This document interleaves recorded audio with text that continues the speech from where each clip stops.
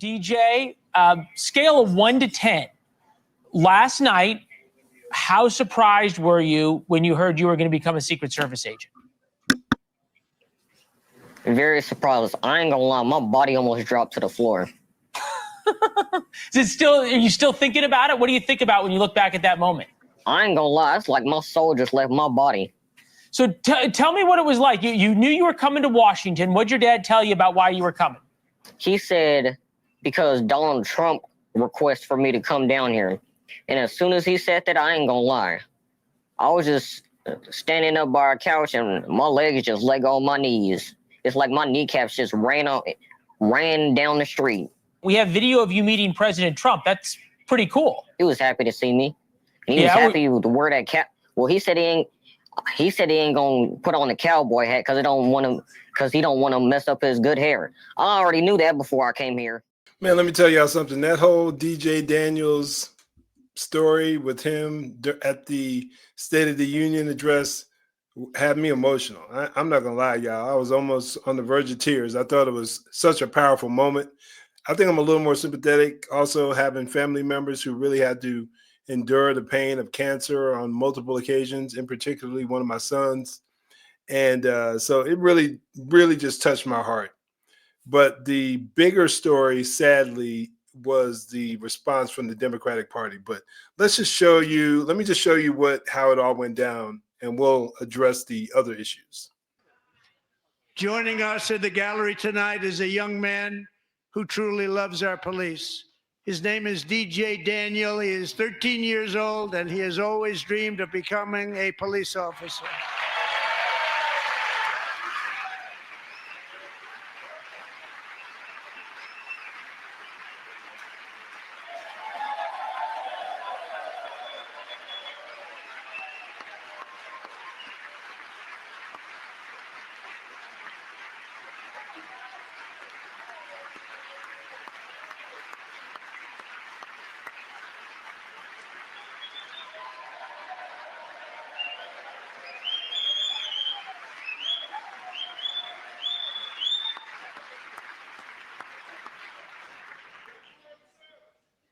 But in 2018, DJ was diagnosed with brain cancer. The doctors gave him 5 months at most to live. That was more than 6 years ago.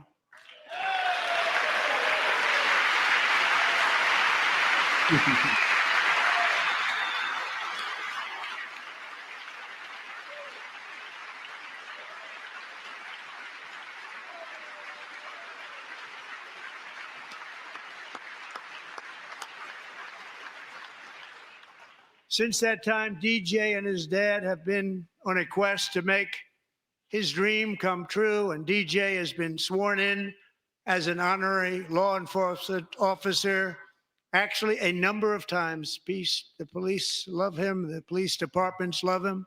And tonight, DJ, we're going to do you the biggest honor of them all. I am asking our new Secret Service Director, Sean Curran, to officially make you an agent of the United States Secret Service.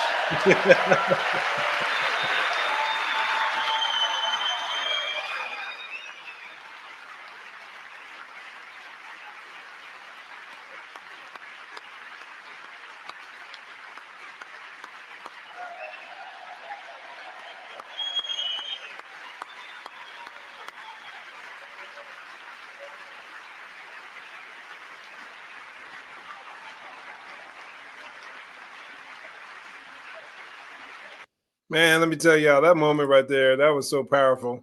You can see the sincerity of that hug. That was amazing. And of course, I'm going to be a little partial, being a former cop myself. So amazing moment. And again, like I said, the sad part about it, that this amazing moment for even the Democrats to be able to show a little compassion.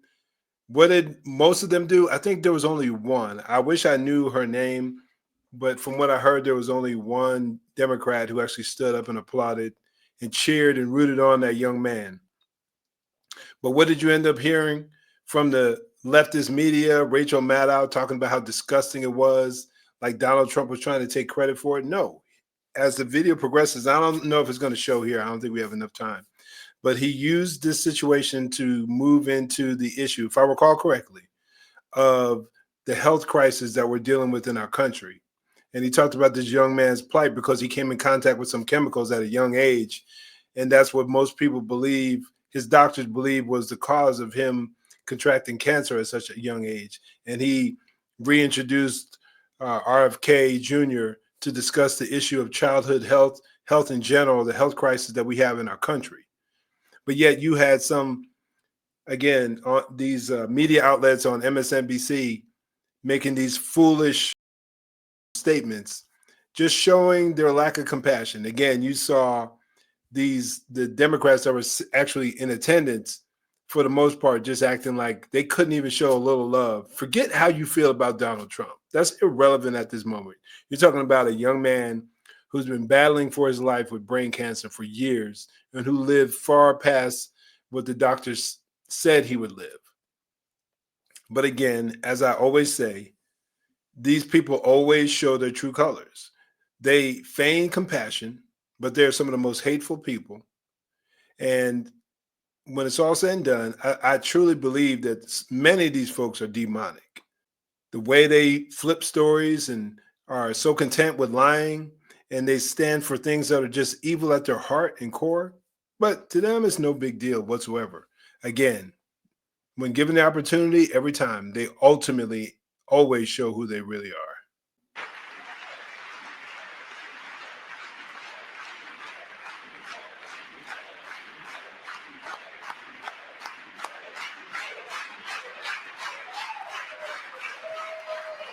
Thank you, DJ. Now let's listen to Sky News Australia as they give some commentary on the attack on Donald Trump with the DJ Daniels situation. It takes a broken soul to turn that beautiful moment into something ugly, but that's precisely what Nicole Wallace did. Watch here. She starts off pretty well, but halfway through, the TDS kicks in, and she says something so full of bile that she's straight into Lefties Losing It Hall of Shame. But I think this was a lesson in finding one thing that you let yourself feel. And I let myself feel joy about DJ. And I hope he's alive for another, 95 years, right? And I hope he lives and the life he wants to live. He wants to be a cop. He knows what he wants to do. And maybe when you have childhood cancer, that crystallizes for you. And I hope he has a long life as a law enforcement officer. But I hope he never has to defend the United States Capitol against Donald Trump supporters. And if he does, I hope he isn't one of the 6 who loses his life to suicide. And I hope he isn't one who has to testify against the people who carried out acts of seditious conspiracy and then live to see Donald Trump pardon those people. This woman's TDS is incurable. Even Rachel Maddow tried to move on the conversation right after that. She didn't want any part of that lunacy. When you're too far off the reservation for even Rachel Maddow, then you've gone and stuffed up Nicole. I don't know how to say it any better than what she said or how I can add any more, but Trump derangement syndrome at peak levels is what we're saying. These folks, I just don't understand how they can take a moment like that and just ruin it and try to find some evil linked to it. Let me know what your thoughts are. Comment down below. And if you appreciate content like this, make sure you hit that like and subscribe button. But before you go, make sure you check out this video right here. I think you'll find it very helpful.